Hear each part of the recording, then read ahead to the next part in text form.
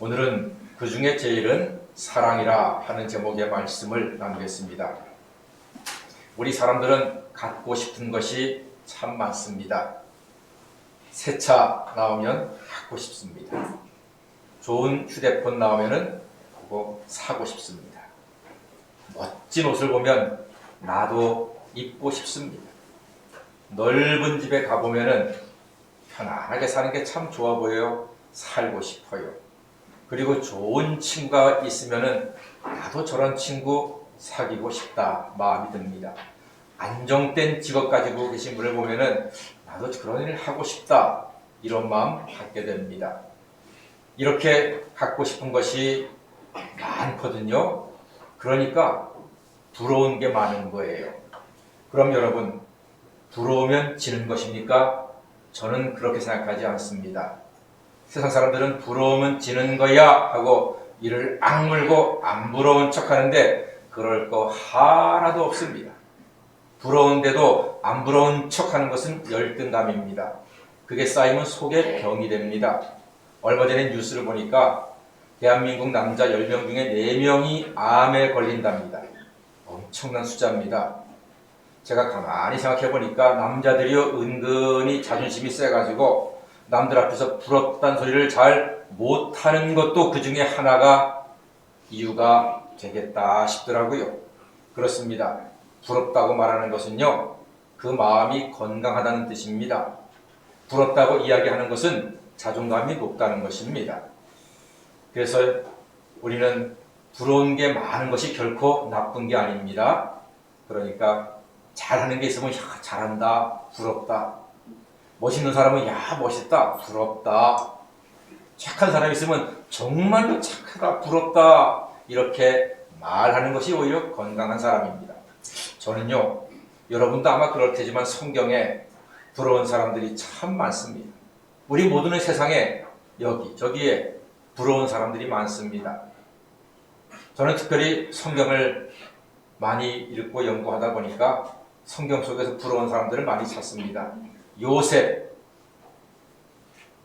입신 출세할 수 있다는 유혹을 벗어버리고 하나님의 뜻을 끝까지 고수해서 하나님께서 일인지하 만인지상의 자리에까지 올려주신 요셉, 정말로 부럽습니다.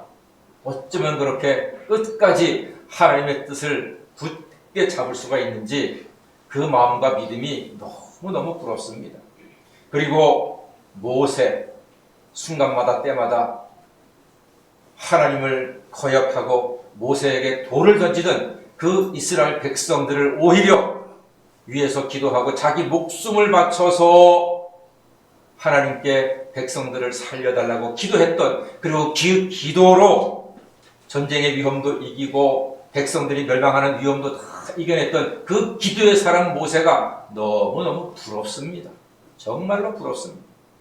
그리고 사도 베드로, 그 열정, 그 뜨거움은 어느 누가 따라가겠습니까?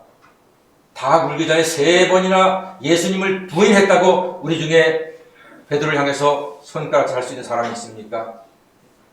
그러지 마세요. 우리는 베드로의 열정에 10분의 1도 못 따라갑니다. 우리가 사람들 앞에서 내가 예수님을 목숨을 바쳐 따르겠습니다라고 큰 소리 쳐본 사람이 있습니까? 없다면 베드로한테 손가락질하지 마세요.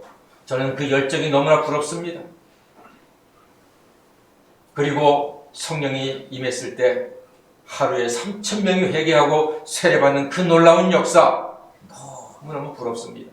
요즘 같은 코로나 때문에 교회가 위기라고 하는 시대에 베드로의 능력이 나에게 10분의 1, 아니 100분의 1이라도 있다면 얼마나 좋을까? 저는 그렇게 기도하면서 부러워하고 있습니다. 정말로 그 열정과 믿음이 사모가 됩니다. 이 모든 사람들이 부럽습니다. 금년으로요, 제 목회한 횟수가 31년입니다. 얼굴 표정들이 많이 이상한 표정들입니다.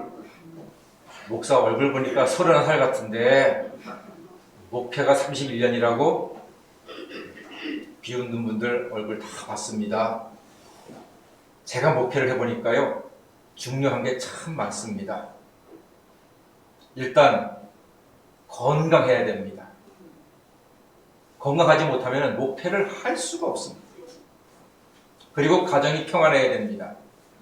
가정이 불안하잖아요. 목회를 할 수가 없습니다. 특히 담임 목사는 주일마다 설교를 해야 되는데 토요일 날 가정에서 불화가 생기고 문제가 생기잖아요. 그러면 주일날 설교를 할 수가 없습니다. 그러니까 가정의 평화를 위해서 일단은 목사부터 저부터 낮아져야 되고 숙여야 되고 그냥 그렇게 주님을 의지해야 되는 거더라고요. 가정의 평안함이 그렇게 중요하더라고요. 그리고 순간마다 때마다 인내해야 됩니다. 인내하지 않으면 목회를 할 수가 없습니다. 어떤 목사님 당회하다가 얘라 교회가 여기밖에 없냐? 한마디 하고 정말로 교회를 쫓겨난 목사님들이 여러 계시더라고요. 인내 못하면 목회 못합니다. 그리고 공감을 해야 됩니다. 목회는 하나님을 목회하는 게 아니에요. 교인들, 사람들을 목회하는 게 목회자예요. 그러니까 교인들이 이야기할 때 그걸 진심으로 다 들어주고 공감을 해줘야 됩니다. 그러면 교인들이 마음의 위로가 되거든요. 여러분이 저한테 이야기할 때 목사가 내 이야기를 진심으로 듣고 있는지 건성으로 듣고 있는지 알아요? 몰라요? 알아요. 그러니까 목사는 저부터도 제 이야기를 잘 들어준 목사님이 계시면 너무나 고맙거든요. 그러니까 그 공감을 위해서 최선을 다해서 집중하고 또 집중하고 리액션 하면서 그러시군요. 아이고 좋겠습니다. 아이고 힘드시겠습니다. 이렇게 해야 되는 건데 이게 쉬운 게 아니에요. 어려워요. 그러나 꼭 필요한 것입니다. 또한 겸손해야 됩니다. 목사가 교만하잖아요. 그러면 교인들이 점점 멀어집니다. 그리고 검소해야 돼요. 목사는 제가 이렇게 이야기 들어보니까 교인들이 생활 수준의 한 중간쯤 하는 게 제일 좋더라고요. 그래서 목사가 돈이 있다고 해서 50평, 60평짜리 집에 살고 돈이 있다고 해서 벤츠 타고 다니고 이거는 그렇게 썩 덕이 되지는 않는 것 같습니다. 제가 아는 한 목사님은 부자 교인께서 벤츠를 사주셨어요. 목사님 꼭 안전하게 타고 다니시라고 사주셨는데 이걸 거절할 수가 없으니까 꼭 숨겨놓고 경차를 타고 다니세요. 그리고 정말 필요할 때마다 벤츠를 한 번씩 타고 다니시는데 그 마음이 이해가 됩니다. 교인들은 다 힘든데 담임 목사가 벤츠 타고 다니면은 강남교회쯤 되면 모를까 웬만한 교회에서는 교인들이 그렇게 썩 기분 좋게 바라보지는 않을 겁니다. 그리고 담임 목사는 또 찬양도 잘해야 되고요. 기도도 잘해야 되고요. 신방도 잘해야 되고 때에 따라서 전도도 잘해야 됩니다. 이 모든 게 다 중요한데 그 중에 제일은 사랑입니다. 이 모든 것 다 잘해도요. 목사에게 사랑이 없으면 교인들은 감동받지 못합니다. 은혜 받지 못합니다. 그런데 담임 목사가 설교도 좀 별로야. 사람이 조금 뭔가 좀 빠진 것 같아. 그런데 우리 목사님이 나를 사랑하셔. 저분은 나를 사랑하는 게 분명해. 그러면은요.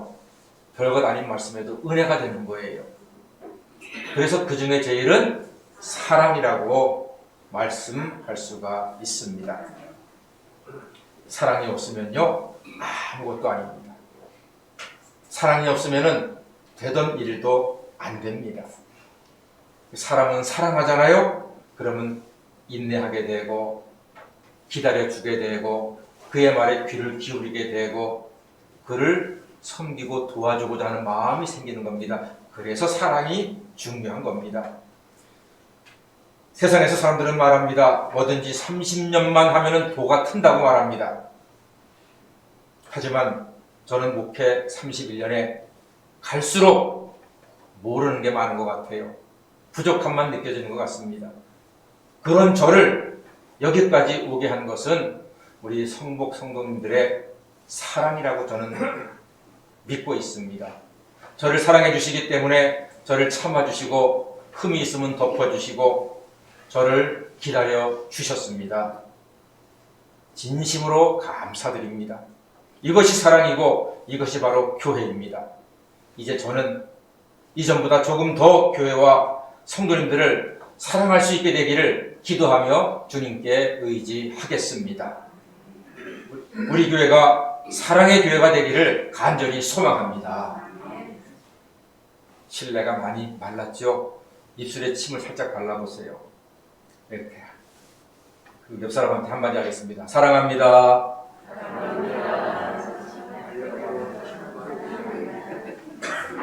이런 말 할 때는 입술에 침 바르고 하는 겁니다. 그냥 하는 거 아닙니다.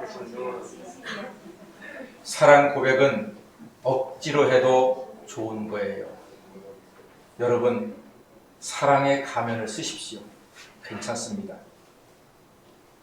막스 비어가 쓴 행복한 위선자라고 하는 책이 있습니다. 이 책이 재미있어요. 한 남자가 얼굴이 험상궂게 생겼어. 그러다가 한 아름다운 여인을 보고 완전히 반해서 다가가서 청혼을 합니다. 그러나 여인은 너무나 험상궂게 생긴 그 남자가 도대체 마음에 들지 않아가지고 거절합니다. 상처받은 남자는 고민이 많습니다. 그러다가 아주 인자하게 생긴 가면을 하나 구해서 얼굴에 씁니다. 마치 진짜 얼굴인 것 같은 아주 좋은 가면입니다. 그리고 그 여인을 찾아가서 얼굴 가면처럼 인자한 마음과 인자한 목소리로 여인에게 청혼을 합니다. 여인은 이 남자의 진심이 느껴져서 청혼을 받아들이고 결혼을 하게 되었습니다. 그때부터 이 남자는 아름다운 아내와 함께 행복하게 살아가는데 마음이 늘 불안한 거예요.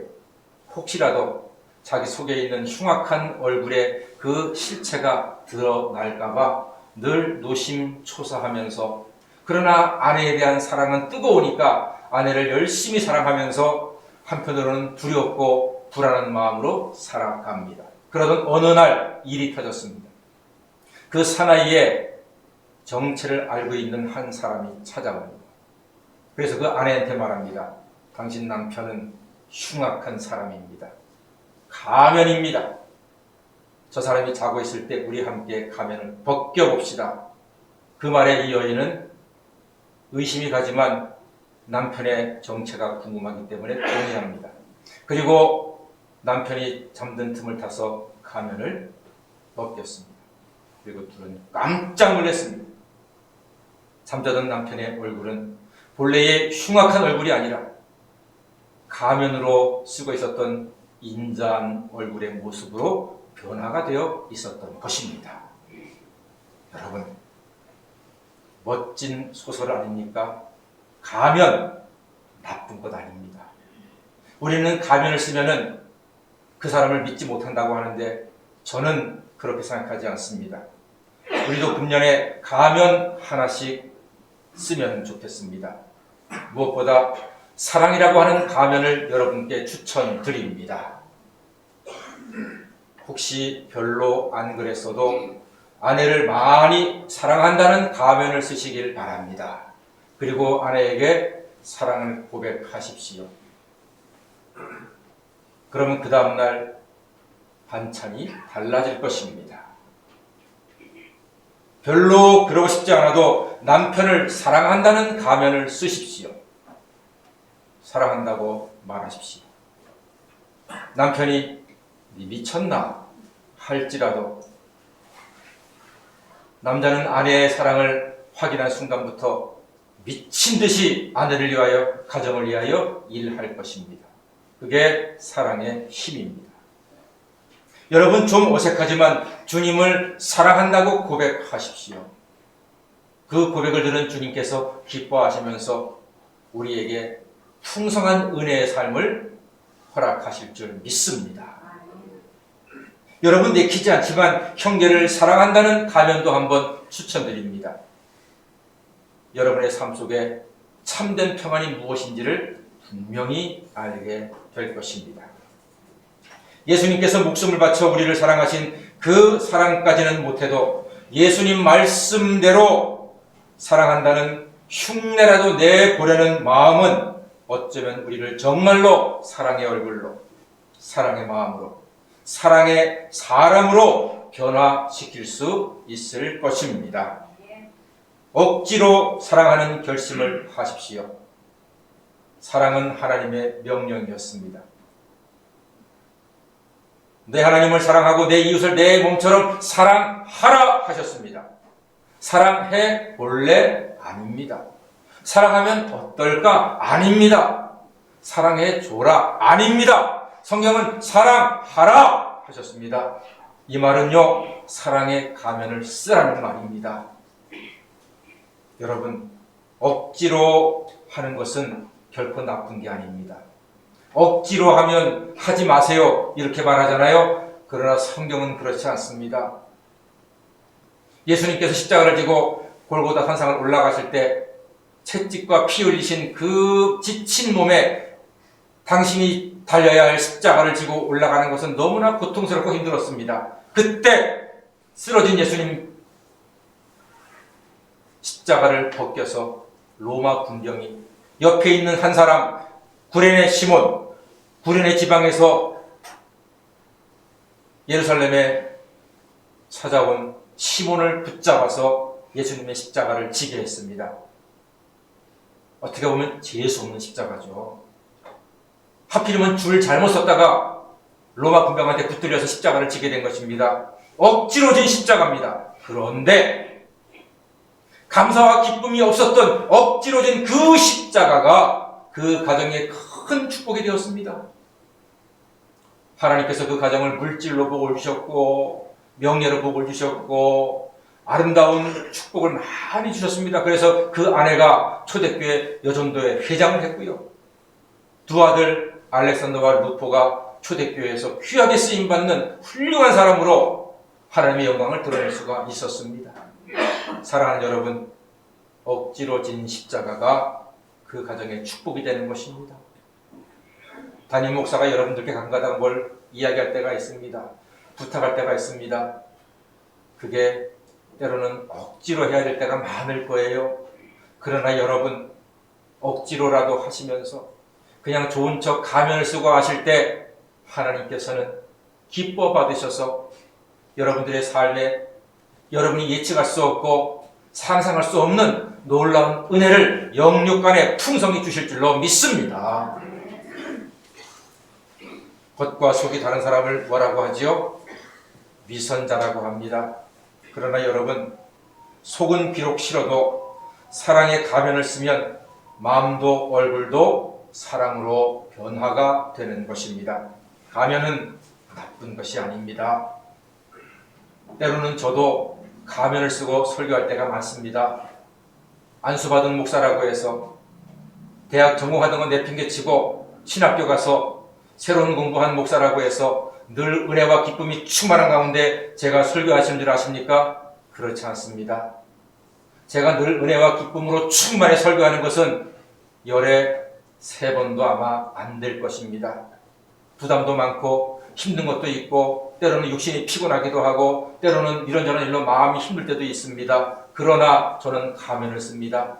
은혜의 가면을 쓰고 사랑의 가면을 씁니다. 그럼 놀랍게도 하나님께서 제가 더 자신감 있고 더 의기가 뜨거울 때보다 제가 부족하고 연약함에 하나님 제가 오늘 가면을 씁니다. 부족합니다. 도와주세요. 간절한 마음으로 설교할 때 하나님께서는 아멘.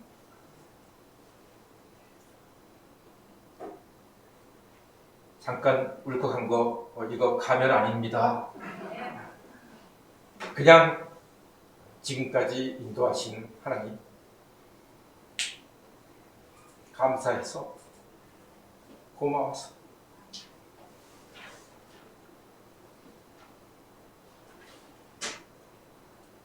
부족한 목사를 여기까지 사랑해 주시고 따라 주신 여러분들이 너무나 감사해서